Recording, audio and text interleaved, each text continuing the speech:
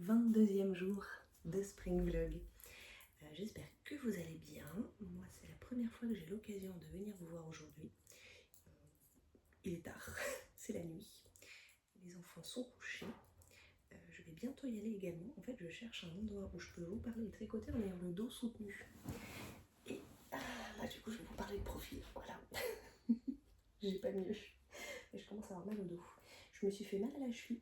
Je suis un peu deg. Je sais pas si j'ai pas un petit début de tendinite, des tendinopathie de nos jours. Donc ça remet un peu en cause mon planning footing. Mais en tout cas, les vacances ont commencé. J'ai pris le train ce matin. Je suis bien arrivée en région bordelaise. J'ai fait une journée de Pâques familiale. Et c'était pas du tout relax encore, évidemment. Pâques, 3 heures de train, sans compter les heures de métro et de voiture entre les deux. Je me reposerai demain. Les vacances commencent pour de vrai. Voilà. Côté tricot, mes chers, me voici toujours sur les Rock Kitty. Je crois qu'hier, je vous ai dit ce que j'avais apporté à tricoter pour les vacances. Donc il y a du Rock Kitty, il y a une chaussette que j'ai terminée dans le train. Donc j'ai commencé la deuxième. Je vais vous montrer ça tout de suite. Parce qu'avec ma cheville douloureuse, c'est pas mon signe ça. Je doute d'aller beaucoup courir cette semaine, mais on verra ce que ça donne. L'avenir nous le dira. Dans le train, j'ai terminé celle-ci. Donc, voilà une première chaussette. On dirait qu'elle est rayée. C'est juste les autos, le dégradé de la Crazy Serverval. Je vous la montre de profil, on les voit mieux. Touc. Et j'ai ajouté un petit peu de rose pour les orteils. La lumière est 100% artificielle et très basse en réalité. Donc là, c'est l'écran du téléphone qui invente un peu des couleurs. Elles sont, genre le mur qui est derrière moi, là, il a l'air un peu orangé, il est rose en vrai. Voilà, première chaussette finie. Dans le train, j'ai fait les côtes de la deuxième pour n'avoir à faire que du jersey en allant me coucher. Sur le Rock Kitty, qui là est en plein milieu de rang, donc moi si je peux le tirer. Tac. Le Rock Kitty, il avance tranquillement mais sûrement. Donc l'arrière est plus long, hein, évidemment, pour le moment, que c'est un petit col en V. Les rayures rendent super bien, je suis vraiment trop contente et il est très léger. Je n'ai aucune idée de la taille que ça va rendre, mais si j'ai le même échantillon que le précédent, il devrait avoir le même rendu à peu près. On verra aussi ce que ça donne après blocage pour la Lacoste, que j'adore. La Lacoste, elle est très fine, il faut le savoir. Enfin, je vous avais dit que c'était 350 mètres au 50 grammes, donc 100 grammes, 700 mètres. Et du coup, ça la rend un peu fragile dans le sens où il n'y a pas de nylon ni rien dedans, donc c'est du 100% laine ultra fine. Ça m'est déjà arrivé 2 fois d'avoir le fil un peu bloqué contre moi, contre ma jambe ou autre, et juste de tirer un peu sec et qui pète entre mes mains. Donc je suis un peu vigilante quand je, quand je manipule la Lacoste pour ne pas la déchirer. Et voilà, je vous propose de nous installer un petit instant avant que j'aille prendre ma douche et me coucher parce qu'il est 10h30. Pour Mamie Carole, c'est l'heure. Normalement à cette heure-ci, je dors. Ou en tout cas, je suis plus sur un écran, parce qu'après il faut faire les montages et tout. Et puis c'est pas comme si j'allais me réveiller tard là. Moi je vais dormir avec des boules caisses, mais mon neveu il s'est à 5h40 et il est là. Donc à tout moment, la nuit sera courte. Allons-y, commentaires, parce que je suis un peu en retard, j'en ai pas pris du week-end il me semble. Après comme j'ai moins vlogué, il y en a aussi moins, donc ça va aller un petit peu plus vite. Miss Manu, elle avait recommandé, je sais pas si vous aussi vous avez envie de faire des t-shirts à paillettes ou des t-shirts brillants, mais Miss Manu m'avait recommandé différents fils à paillettes, et notamment, pour votre info, la Fil Verano de chez Fildar, la Rico Make It Glitter, que j'aime vraiment bien, mais sur leur site, ils n'avaient pas trop l'air de conseiller de l'utiliser tout seul. Faudrait que je vois. Par contre, j'ai vu sur Ravelry, je crois, quelqu'un qui avait pris un fil de Make It Glitter et un fil de mohair.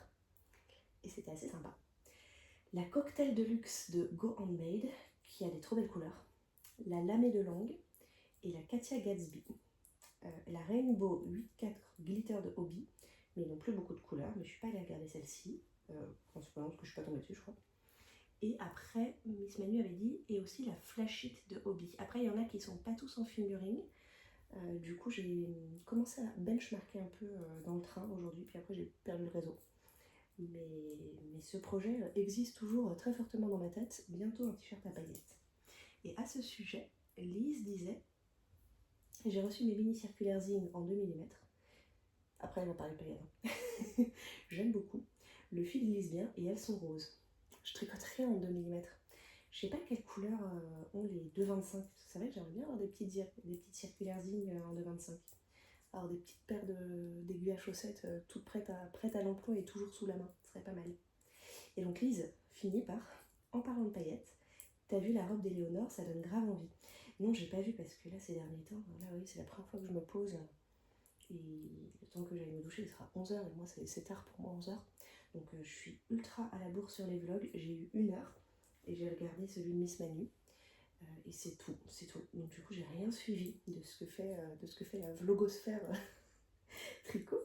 Mais si Éléonore fait une robe à paillettes, ben, je vais aller voir ça.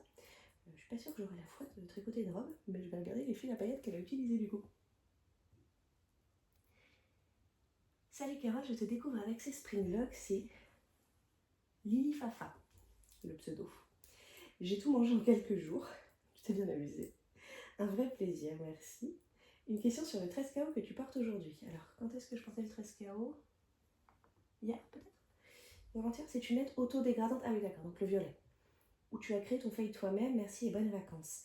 J'ai créé le fade moi-même. Je pense que j'ai eu une grosse période où j'avais à chaque fois des craquages et des coups de cœur sur des fils un peu lavande, violet clair, lavande licorne, bidule machin. Et que, entre ça et des restes de calendrier de l'Avent et des mini et des trucs, il m'en est resté pas mal, de petits restes un peu dans ces tons-là. Et j'ai passé pas mal d'heures à les agencer ensemble, parce que le 13KO que vous avez vu donc hier, ou si vous avez regardé d'autres vidéos, j'ai 2 13KO, un gris et un violet. Mon 13KO violet, je l'ai fait avec 10 couleurs différentes en fait.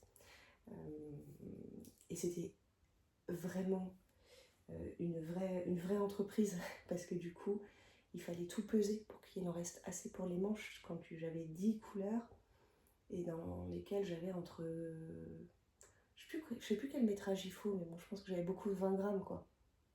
Et donc, pour être sûre que ce soit vraiment uniforme, j'avais tout pesé. Donc, je me promenais partout, j'allais en vacances et tout, je me prenais avec ma balance, et tous les 2-3 rangs, je pesais ma laine pour qu'il en reste assez, et pareil sur les manches. Enfin, c'était un peu relou, je peux bien l'avouer. Et j'avais utilisé après pour lisser aussi. En revanche, le mohair, c'était une seule couleur. C'était un violet licorne qui d'ailleurs soit ça doit s'appeler comme ça, Unicorn Mauve ou quelque chose comme ça, chez Knitting for Olive. Et donc ça avait un peu fait ça. Mais sinon, des dégradés créés de toutes pièces. Et c'était assez fun à faire, mais assez... ouais, faut être focus quand tu le tricotes.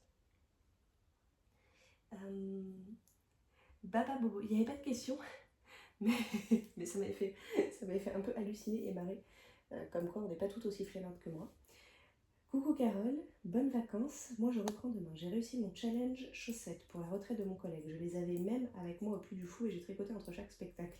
Et comme je ne sais pas faire simple, c'est là où ça m'a fait marrer, je les commence par la pointe. C'est ma recette perso, mais je n'ai pas trouvé le rabat qui me satisfasse. Donc je laisse la tige en attente, je repars des côtes et je fais un grafting en rond sur 64 mailles. Oui, messieurs, dames, je l'aime bien ce monsieur. Bonne journée, Carole. Eh bien, tu as mon admiration absolue. Je crois que j'aurais une flemme monstre. Après, ceci dit, en vrai, je pense que le grafting ne serait pas ce qui me saoule le plus. Ça me dérange pas trop de faire des graftings. Mais le simple fait que la chaussette se fasse pas d'une pièce, petite flemme quand même, petite flemme, je vais pas te mentir. Bravo Carole d'avoir réussi ton challenge, contrairement à moi.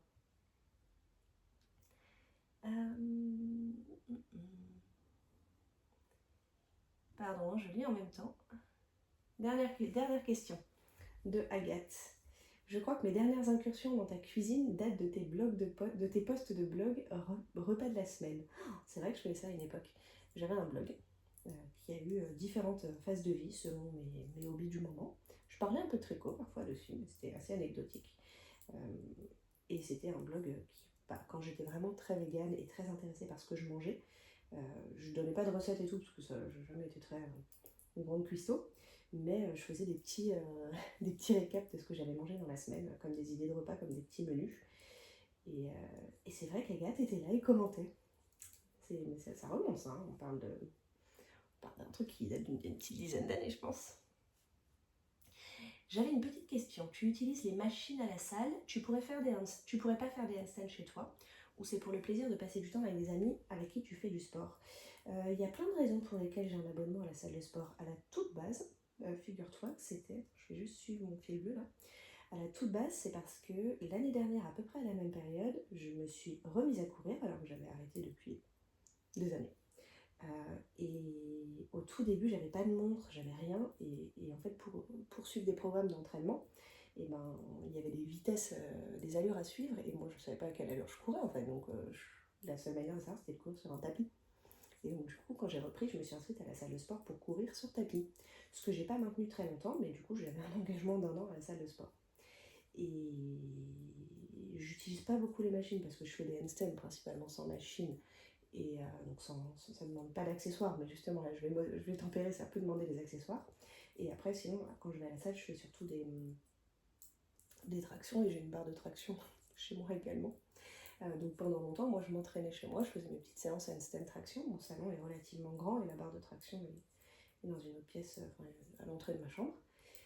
Et au mois d'octobre cette année, et puis quand je m'entraîne dehors avec des amis, ça nous arrive aussi d'aller soit en plein air, soit au 104 dans le nord de Paris, qui est un espace en libre accès.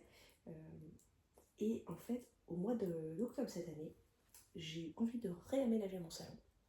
Et je me suis acheté un grand canapé, genre celui sur lequel vous me voyez tout le temps, avec une méridienne et tout, et c'était un de mes fantasmes depuis longtemps. Et ce canapé prend beaucoup plus de place dans mon salon. Donc je pourrais techniquement faire des handstands dans mon salon, mais plus aussi aisément qu'avant. Il faut que je pousse tous les meubles, c'est un peu millimétré. Si je tombe 3 cm au mauvais endroit, je me prends un meuble sur le pied, donc je peux te faire vraiment mal. Donc ça m'empêche un peu de bien bosser. Donc en fait, en achetant ce canapé, je savais que je renonçais à utiliser mon salon comme une pièce d'entraînement. Ce qui me dérangeait pas plus parce que la salle de sport elle est à 10 minutes à pied de chez moi.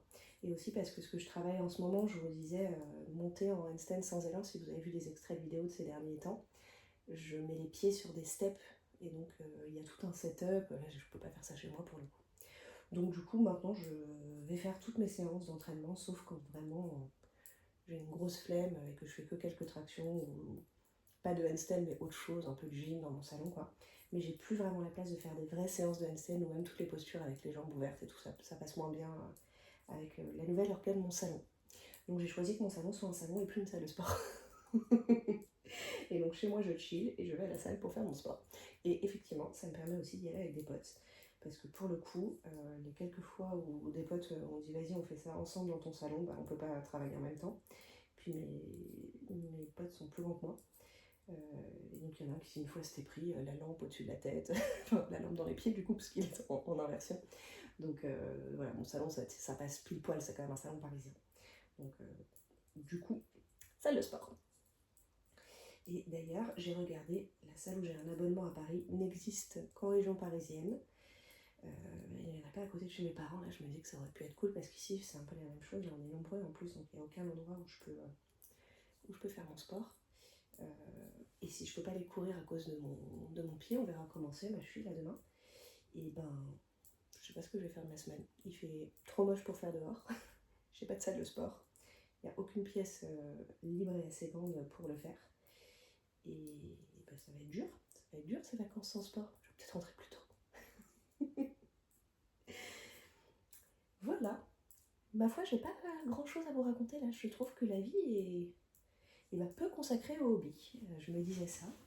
Franchement, avoir un vlog quotidien, un sprint vlog, quand tu es quasi monoprojet, parce que là je suis partie avec un t-shirt et une chaussette, que tu as des temps de hobby de 12 minutes par jour à 23h, mais il n'y a pas beaucoup de contenu et j'ai pas grand chose à vous dire, je me sens un peu démunie, donc peut-être que demain j'aurai plus de choses à vous raconter, et peut-être aussi que j'aurai un petit moment avant 22h30. On verra ça. En tout cas, le fait d'être monoprojet, je pense que le Rokiti, il a de bonnes chances d'avancer vite. Et je sais pas, est-ce que vous pensez que je peux avoir un Rokiti à la fin de la semaine, genre samedi? Les paris sont ouverts. Et je vous dis à demain. Ciao!